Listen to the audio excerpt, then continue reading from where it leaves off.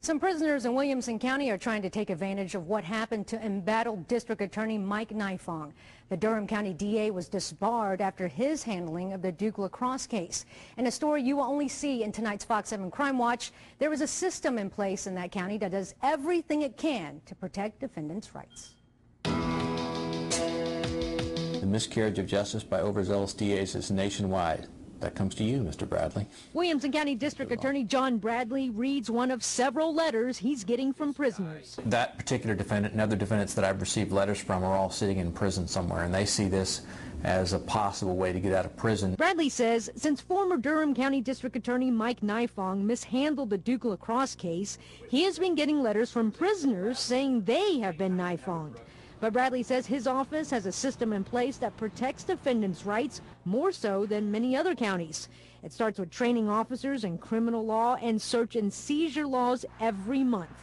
Bradley also started something called a direct file system 2 years ago. That means that along with the judge at the very beginning of the case when the person comes to jail, a prosecutor screens the case to make sure that the investigating officer has charged the correct offense and that it's supported by probable cause. Most counties in Texas have the screening process after the defendant is indicted, which means they sit in jail longer. Since intake prosecutors take a look at the case early on, you can't give us too much evidence. It saves money and time later. In fact, Bradley says since Williamson County started using the direct file system, court caseloads are down. It's evened out the workload. It has given prosecutors more time to evaluate each case individually, and frankly, it has reduced the number of cases that should not have been in our courts in the first place. Bradley says the direct file system can also mean a dismissal of the case even before the grand jury gets it.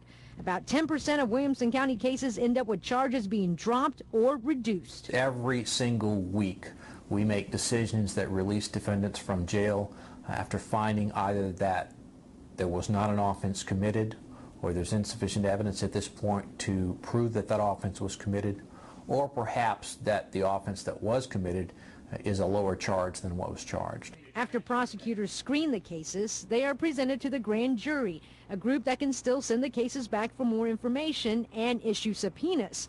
And that's where the intake investigators come in. Gathering videos, finding witnesses. Carl Leihart says they are getting the cases quicker, which presents somewhat of a challenge. It puts some time constraints on us because now the people are getting court dates as soon as they're arrested, not after they're indicted.